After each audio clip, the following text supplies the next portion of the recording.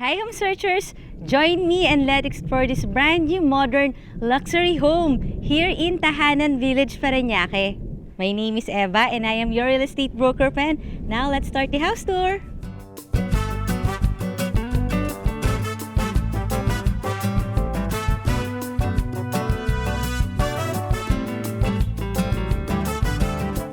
We are here inside the very exclusive subdivision of Tahanan Village. At ang lot area ng property na to ay 280 square meters. At ang floor area, 375 square meters. At ang orientation niya is facing northwest. At nakita nyo naman kung gaano kaganda ang ating facade. Talagang attractive. At eto na nga ang ating pedestrian gate. Ang cute ng mga lights, oh. Tapos may mga plants ka dito. May design. At mataas din yung ating pedestrian gate na meron ding cover. Kaya pasukin na natin ang iyong future house. Let's go! Kaya kung looking ka talaga ng property sa isang highly secured subdivision, consider mo ang Tahanan Village. At syempre, flood-free at malapit pa to sa Skyway. Kung pupunta ka ng Makati or sa South, pwede rin. Malapit din siya sa South Superhighway at ang lapit din sa SMBF. At nandito tayo sa ating 3-car garage. Ito siya. Ito yung dito mo ilalagay yung third car mo na kahit SUV, okay lang kasi mahaba naman. At meron ditong door. Ito na yung kanyang driver's room. May sarili siyang bathroom. Ayan, no? Tapos may access dito papunta sa iyong kitchen. Ito yung door na yon. And there's a helper's room. Ito na rin yung pinaka-utility area. Ito yung helper's room. Meron lang nandito ngayon. Ang maganda, meron siyang own bathroom kaya yung helper and driver's room, talagang private yung kanilang mga bathroom. Meron silang tag-isa. At nandito tayo sa ating pwedeng another utility area na covered. Tapos look, meron ka ditong patch of green. Ayan, may mga plants pa. Meron tong overhead tank. Pasukan natin dun sa other side. Let's go. Naka-tiles na rin dito sa part na to. Pero meron ka pa rin greens, kaya meron ditong plant box. At ito yung other side of your house. Meron kang garden dito. This is your side garden. Meron tayong fence na medyo mataas sa part na to. At punong-puno ng plants. Ito yung way papunta sa iyong covered lanay. Mamaya ipapakita ko. Doon na lang tayo dadaan sa ating interior ng house. Ito tayo dito sa ating porch. Ang ganda ng ating ceiling treatment. Made of wood at may step dahil medyo mataas ang iyong house. Meron pa ritong pwedeng gawing upuan. And look at the door. Medyo malapad siya. Meron kang side light. At bago ka naman ipakita ang iyong future house, syempre request ko na i-click mo na yung subscribe button ng ating channel na Home Search Philippines para updated ka lagi sa mga videos sa magagandang bahay. At pasukan na natin! And welcome to your brand new home dito sa Tahanan Village, Parañaque. Mataas yung ating door, floor to ceiling yung height niya. Meron tayo ditong window. Ito naman nakikita ko yung garage para maliwanag dito sa area na to. Kaya may mga glass window dito, tsaka may side lights dito. At meron agad bedroom. Ito na yun, tingnan na natin. Pwede siyang gawing ground floor bedroom talaga kasi meron siyang own bathroom. Pero pwede rin siyang gawing family area or TV room kasi ito naman yung mga outlet para sa cable, para sa telephone. Tapos meron tayo dito mga windows na may security screens. Pag may security screen kasi ito yung matitibay, hindi yan basta-basta nasisira o hindi basta kayang sirain. Ito naman yung space kung saan pwede ka rin maglagay ng bed just in case gagawin mo siyang bedroom. Ito na yung pwede paglagay ng headboard. Tapos doon, pwede kang maglagay ng TV so pwede kang manood habang bago kang matutulog. Provisions for AC. Tapos nakita ko meron tayong mga gano'n, no? Screens kasi yon para siyempre walang papasok ng mga insects sa yung room. And this is our bathroom. Let's see.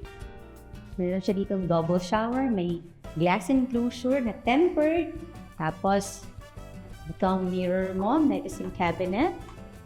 Para dyan mo ilalagay yung mga essentials. You have your sink. You have your water closet. Tapos medyo under the stairs. Pero kita mo naman ang taas pa rin niya.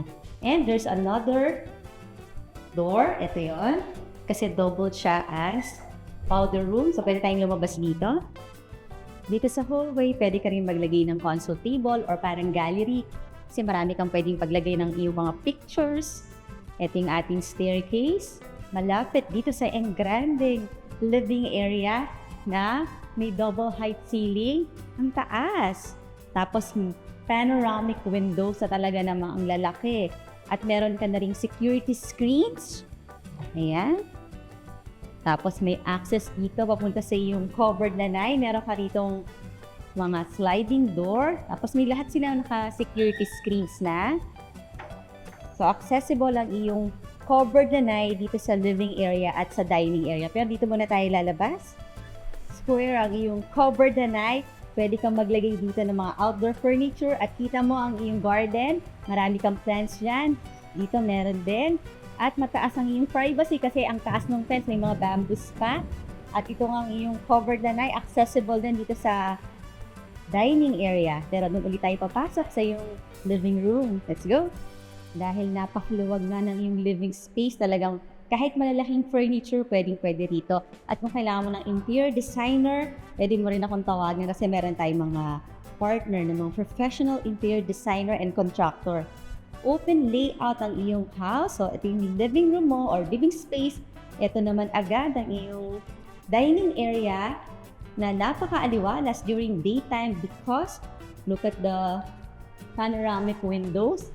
Maganda yung mga quality ng windows. Tapos, meron kang security screen overlooking naman ng iyong garden. Ito naman kahit mga 10-seater dining set, kasya pa rin. May provision for AC. So, di ba, kitang-kita mo na ang family members mo pag nasa ground floor ka, whether nandiyan sila sa living room or nandito sa dining area or nasa kitchen. At meron tayong, what do you call this? Pwedeng center island, pwedeng bar. I think mga 3 or hanggang 4 na high chair stool pwede rito. So, double na siya as your breakfast nook. Tapos, ito na ang yung show kitchen. Dito naman sa part na to mga cabinet siya. So, maraming cabinet ang iyong kitchen. Meron kang space for a double door refrigerator. Tapos meron ka pang mga cupboards or extra storage. And here is your sink. Medyo maliwanag dahil bukod sa meron na siyang light, meron ka ring window na may security screens. Tapos eto na yung door going to your helper's room, going to your driver's room. Ayan siya. Simula ng umulan. Tapos ang daming mo rin mga cupboards. So, sabagay ito sa medyo hindi masyadong matatangkad kasi abot na abot ko siya. Except na lang doon sa part na yon. Pero all this area, meron ka ng mga cupboards. Tapos may mga design din yung ating ceiling. May drop ceiling tayo. And this is your stove. Nakatago pa siya.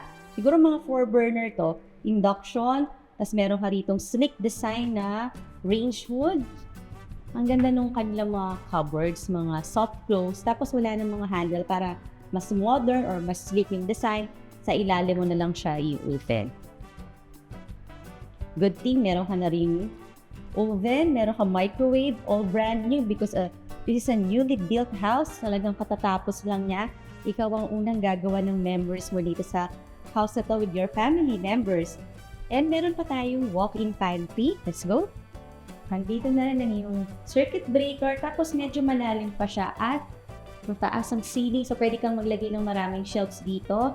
Marami kang store ng mga groceries at yung mga iba pa ng mga kitchen appliances mo na seldom mo lang ginagamit. Yan, may space ka dito.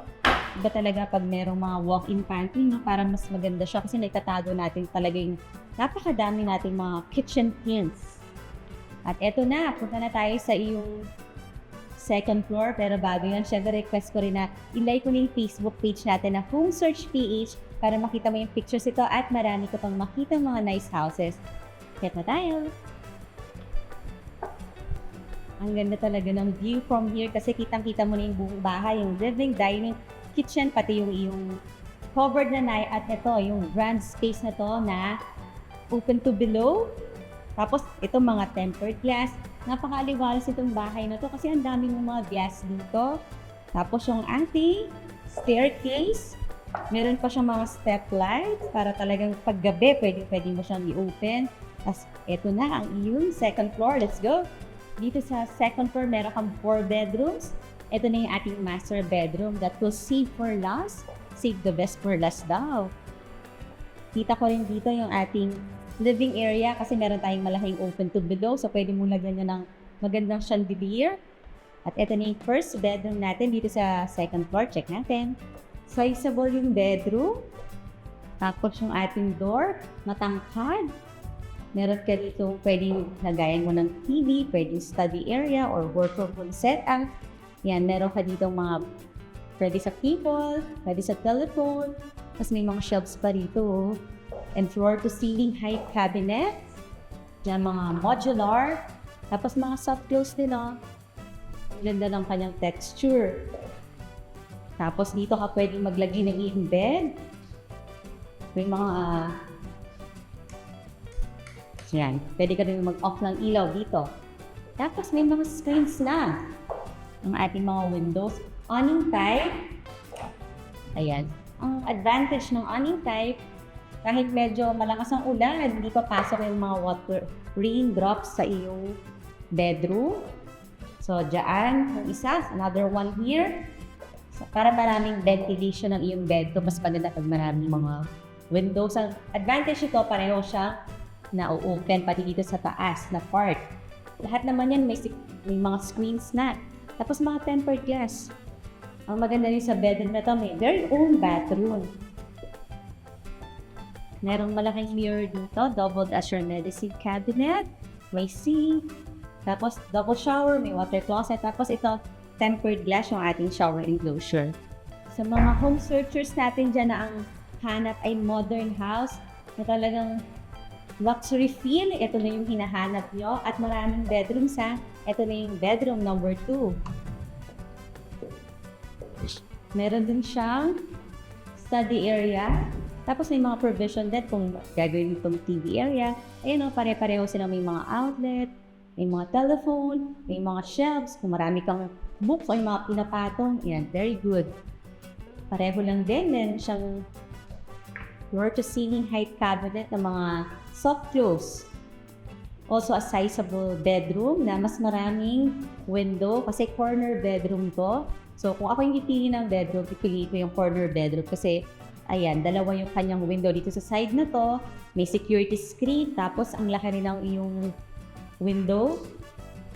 Ito naman yung other side ng yung bed, meron ding window. Iba naman ang type nito. Ito awning type, yan sliding window. Tapos dito ka na maglalagay ng iyong bed. Ito pa yung another window at just the same, meron tong own bathroom. Let's see. Bigger bathroom. She's malaki yung kanyang mirror. Double as medicine cabinet. Ito yung sink. Tapos, kompleto rin. Meron tayong water closet. Tapos yung ating double shower. May shower enclosure na tempered glass. Check natin yung other bedroom. Ito na yung ating third bedroom dito sa second floor. Let's see. Mas malaki-laki ang kanyang study area. Double this vanity area na rin kasi meron ka rito mga cabinets or drawers. Ayun, floor to ceiling height cabinet din. Corner bedroom din to. Pero itong room na to, pare-parehong mga awning type yung kanyang windows na may mga screens. Dito ka pwedeng maglagay ng iyong bed. Dahil malaki yung space, pwede rito kahit mga king size bed or queen size pwede rin. Ayan o, yung mga windows ka dito. At lahat ng bedroom sa yung second floor, all the 4 rooms may very own bathroom. Elegant looking bathroom, kompleto din. Kung meron tayo dyang viewers na may lot na gustong patayuan ng kanilang residential house o kahit commercial building, pwede nyo rin akong tawagan kasi meron tayong mga partner na reliable architect, builder, contractor, so tawag ka lang.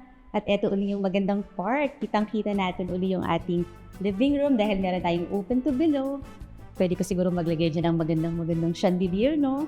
Ito naman mga tempered glass at malapad talaga yung ating hallway going to our master bedroom. Parang espesyal siya, no? Siya lang yung nag-iisa dito. Mataas yung kanyang door at i-check na natin. Kaya naman pala nag-iisa itong room na to dito sa side na to kasi talagang spacious ang ating master bedroom. Naku, ma-appreciate ito pag nakita niyo sa actual yung ating house. May mga provision tayo dito, may mga outlet. Or ito naman, nakikita ko may PLDT. Tapos, ito, glass para naman mas maraming natural light na papasok sa iyong master bedroom. Tapos meron ka rin mga windows na may mga screens. At ang laki nitong yung sliding door security screens. Tapos, eto na ang iyong balcony. Tingnan natin. Medyo pahaba ang iyong balcony. May mga design. Ito, wood yung kanyang design pero parang made of aluminum siya. So kahit mabasa ng ulan, ay okay lang yan. Tapos mga tempered glass, oh. At kitang-kita natin ang community ng Tahanan Village. Ang ganda sa Tahanan Village kasi ever since talagang mataas yung kanilang security. Tapos ang lapit lang sa SMDF kung mag-grocery ka. Medyo pahaba pa rito. Ito mga ganun din, mga wood design, may lights pa. Pasok na tayo sa iyong master bedroom. Ito yung media wall sa iyong master bedroom. Kaya marami kang nakikitang mga cables dyan.